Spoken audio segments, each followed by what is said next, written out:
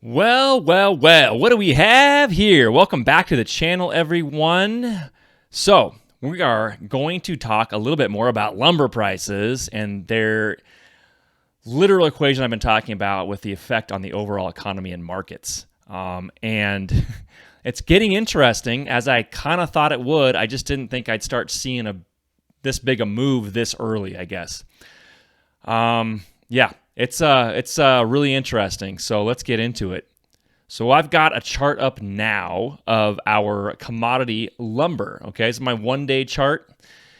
And you guys know the scenarios we talked about last time. And like I was saying, it's one of those hot topics that everyone's discussing now just because they want to know why. And especially for home builders and people in the market in general, we're trying to figure out what's going on. This is a marker, like I talked about my last video on lumber, this is a marker that I'm using along with watching gold and spikes in the VIX to determine what shakeouts are going to happen in the market in the next 6 months to a year. Okay, so everybody knows lumber prices are absolutely stupid right now. They're just absolutely ridiculous. Some areas of the country, it's $13 for a 2x4, for a stud. $13 a stud. Not that long ago, I remember the good old days of paying $2.25 or less with my suppliers.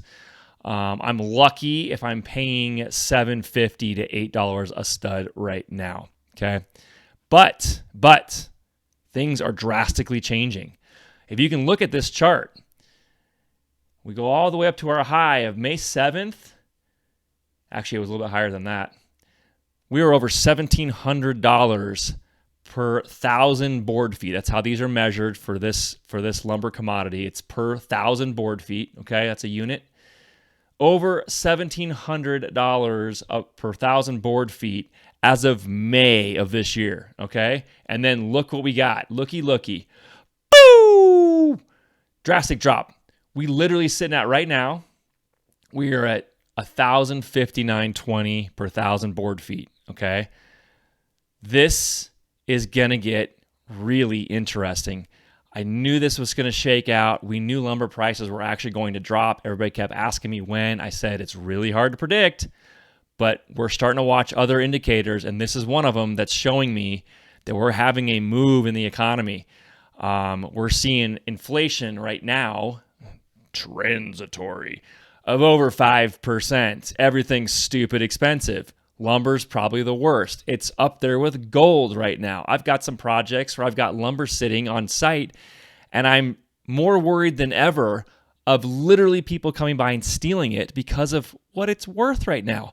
But guess what? All you crooks out there, it's coming back, okay? It's coming back. So if we're sitting as of today at $1,059 per board foot, what the heck does that mean? And why is it changing direction right now? So let's dive back into what's really happening, what has happened to cause these lumber prices to escalate, and what are we going to see in the next few months and then the next year to year and a half. All right. So to catch everybody up that hasn't watched my other video, if you didn't, go watch it. I'll leave it posted at the end of the video as well. Go watch the other one too. We were having inventory issues with lumber long before this pandemic, okay? The inventory issues were a depletion in the actual supply of lumber because of the economy booming and all the home starts, okay? We were having lots of building going on across the country, and the construction business in general was hot. It has been hot, and crazily enough, once the pandemic hit, it got a little bit more wiggly at the beginning of it, meaning more people were demanding more remodel projects, anything that required lumber and other construction materials. The demand was really coming from the mills, okay? They were already in depletion mode before this pandemic, like I said, and trying to keep up with that hot building mode and the economy in general, and the construction industry in general, was really starting to strap those mills, okay, and producing actual lumber units themselves. Then bring in the pandemic.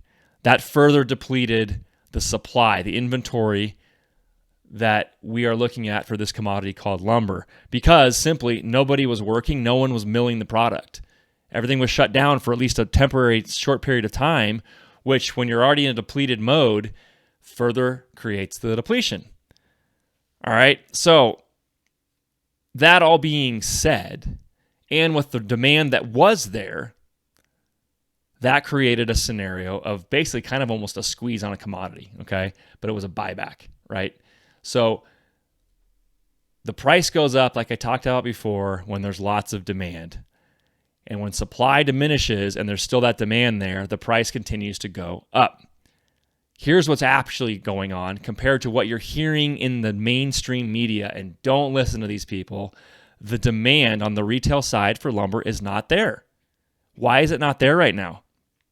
Well, for a number of factors, the main one being, I ain't paying this number for it. I'm not paying these prices. Nobody wants to pay these prices. The retail side is not buying lumber right now, but there's still a depletion of these units, okay? And if you think about it, 1 unit of lumber minimally is required to buy a home. And now, although home starts have been increasing over the last year, this second quarter, those home starts are actually decreasing. Why is that? Because people like me don't want to pay for it. It's too expensive. Our numbers just don't work. We've got a supply number of materials that cost to build scenario that's being dictated by someone like the mill, sending it out to my distributor, my supplier. I buy it at wholesale, and that wholesale price is at a number that I'm not willing to spend because with all the other inflammatory, I'm going to call them, not even inflationary materials, those two things together push my cost to build so much higher that if I've got a ceiling here right now dictated by what's called a comparable market rate of a home, right? The retail price to sell a home at a certain size. I can't get above this ceiling right now and that sell price to the ultimate consumer, but my cost keeps getting pushed up. I go, it's not worth me building houses right now. There's not enough room. There's not enough profit margin here for me to build houses. That's happening everywhere. So demand for lumber has decreased. Don't listen to the media, okay? That's what's actually happening. But the depletion problem is still there. Why is the depletion problem still there? Well, you had this depletion beforehand with all the building and all the construction going on. Send in a pandemic, you shut down mills where people literally can't make the lumber. And then you got to try and recoup. Now that things open back up, people are back to work milling this actual commodity. But there's already behind schedule and trying to catch up on the supply side. And you've got so many different units of lumber that you have to create. You've got 2x4, you've got 2x6, you've got 2x8, you've got 2x10, you've got 2x12, you've got plywood, right? And then take into account all of those different lengths or all those different widths of lumber now have different lengths. Stud cut, 8 foot, 10 foot, 14, 16, 20 foot. I mean, we're talking like almost 35 different units that you have to create to mill to get a house built or a construction project done because of all the different design needs from this one product. All right. Combine that with the fact that lumber is really hard to move around the country. It's bulky, it's heavy, it takes up a hell of a lot of space and storage, right? It's not a super easy thing to move like paper. We have to have space for it. It takes a lot of effort to move it via transportation, and it's just awkward. I mean, let's just be honest. It's an awkward thing to actually have to strut around. So the farther from the distribution centers you get, the more expensive it's going to get too, because of that simple transportation factor. And you have less transportation than you did. You got gas prices going up. Combine all those things together, we got problems. Guess what? This problem's going to change, right? We're seeing this move. Okay, so now we're looking at a chart. These are the futures contracts for July of 2021 for lumber. Okay, that's my chart here, my candlestick pattern. My purple highlighted chart here is actually gold futures, and then comparison to overlaid with my July futures contracts in lumber. I've got a lot of lines here that I'll explain to you guys in a second, okay? But what I'm actually looking at is the convergence that's starting to happen between gold and the lumber futures. And this is just one of the indicators I was talking about before that I'm using, along with spikes in the VIX, to watch the overall economy shifts, kind of key points for me to kind of keep an eye on. I've done this before. I know a lot of other people are kind of like watching the same numbers that I am on this stuff. This is not something I've invented by any means, but it's a good way to kind of for me to forecast what's actually starting to happen with the overall economy, and obviously more selfishly for me, the friggin' lumber prices that I'm trying to deal with. Okay, especially in construction, but also in real estate too, because it's going to have some dictation for sure. All right, so what I've got going on here is I've got my top out, high point of the lumber's futures at 1733.50. Again, this is for per 1,000 board feet of lumber, okay? But these are futures contracts. I've got spikes in the gold that tries to move. So these basically are resistance points in the gold that's in correlation to what lumber futures contracts were doing, all right? So I've got one point here. I've got another point here. That's all in yellow. And then I've got another point in here, which is a little bit off, but we're gonna run with this. Not quite at this high level, but it's really close. And that's it. We're looking at 1,006 on gold. So again, when I say it's not too far off when I say the lumber is basically running with gold. It's the same thing. In fact, in a lot of cases right now, because it's so much easier to get lumber, I'd be really hesitant to keep anything sitting outside for too long. Build it or lock it up. It's literally like gold. All right. But what we're seeing is an actual downtrend starting to it's reversing. It's finally reversing. And the reason being is, like we're going to discuss in a minute, the demand on the retail side for lumber is not there. The depletion is still there, and mills are trying to catch up. But once they keep catching up, they still got to make money. So they got to sell the product, right? Well, if no one's buying it and there's no demand, you got to incentivize the consumer, the ultimate consumer, the retailer, to want to buy this product again. And the reason I was discussing a minute ago of why we're not buying is because we've hit our thresholds of profit margins based on material costs.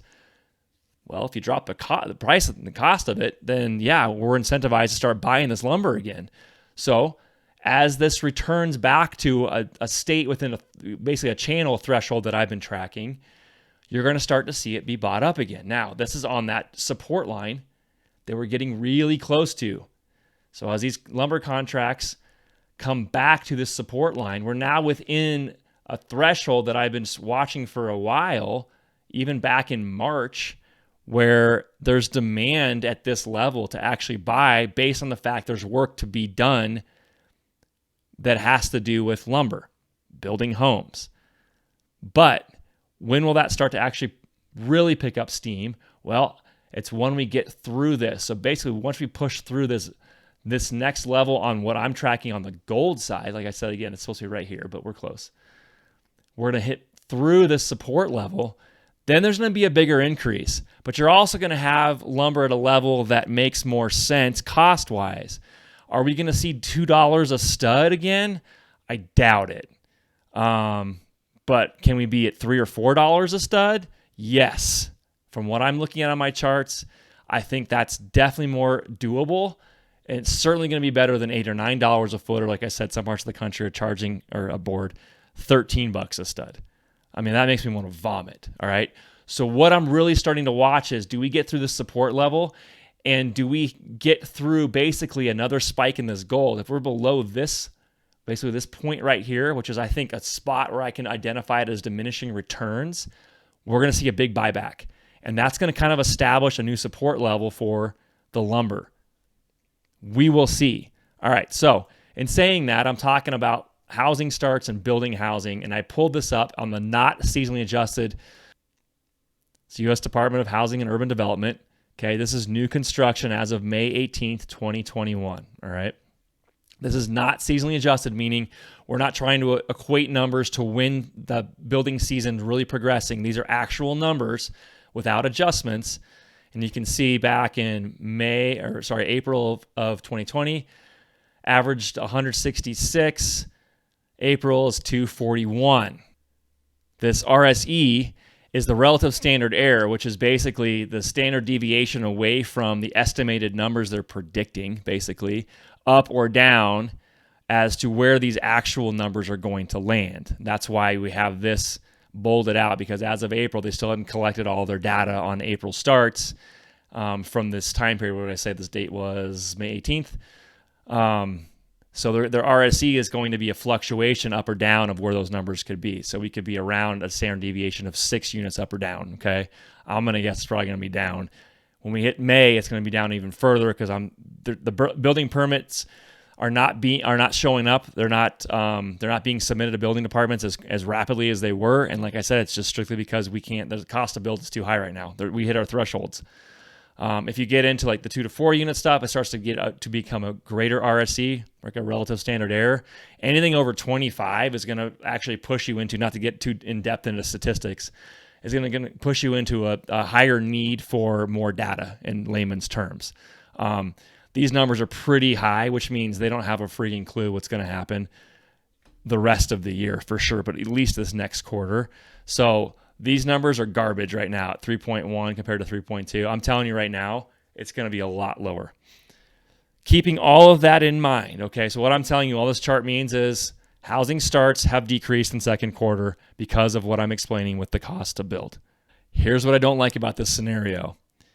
Lumber prices are returning to more workable numbers, which means the cost to build is going to come down dramatically, especially when you're talking about maybe 2 units of lumber per house. Certainly one minimum, 1.5 is probably more sustainable. You're looking at a cost that's going to come down, which is good for us. But the overall charting that I'm doing is relative to the overall economy. And the sign that I'm going to be doomsday about is the fact that the economy is moving in the same direction as lumber futures, down. I say that with caution. I say that not being a financial expert, but I'm also saying that as someone that's watched this for quite a while, over many years, and take heed to what's happening here. Lumber costs are coming down. That's good. It's a move quicker than I anticipated. I would guess by midsummer, we could get back to more workable numbers. By end of summer, certainly we're going to get back into that like $5 to $6 range where it's actually normal enough and it makes enough sense cost-wise to continue to build and do remodel projects in the construction world. That will affect real estate in a positive way for a temporary period. But as these two charts that I have here continue to diverge, moving up, moving down, and we continue to see spikes in that VIX, we continue to see squeezes happening in the market, we're going to have more liquidity issues, and the overall economy is going to be in a different spot here at the end of the year. That is my prediction. But as far as the lumber costs go, I'm telling you it's going to continue to move down. This is our point of return, okay, where it's diminishing from the high point it was back in even May. We're starting to see a reversal in the lumber costs. So just keep that in mind. The only thing is, we're not going to see a real gigantic price drop until the demand, like I've been talking about over and over, until the demand catches up with the supply. Okay? The mills are going to keep going because they have a lot of void to fill, but the demand hasn't returned yet. And it will take a little bit of time. It's kind of an accordion where it's like we've got those future contracts moving down, but the retail side, if you can see my hands, it's kind of move like this, right? It takes time to catch up on the retail side. So keep that in mind. That was a roundabout way of explaining it. Hopefully that sort of makes sense. If you got questions, drop them in the comments below. Appreciate everybody watching these videos. If you definitely like the video and it helps you in any way, find that thumbs up, hit it, make it blue for me. I appreciate it. If you haven't subscribed, definitely do that. Videos every Monday and Friday. Building Wealth and Health live stream is on Wednesday evenings, 5 o'clock Mountain Daylight Time. We try to stay consistent to that as much as we can, but just make sure you hit that bell for notifications and you will know when we're live as well. And don't forget, BuiltByBaileys.com has all the merch you're looking for. Hats, shirts, beanies, the whole 9 yards. Go check it out. It's got lots of info on there as well. And we've got their podcast on the audio platforms, anyone you want, and obviously all right here on YouTube as well. Appreciate it, guys. Let's keep watching this lumber. Let's keep hoping that we can continue to build and make some money, and stay positive out there, everybody. I'll talk to you next time. Keep building.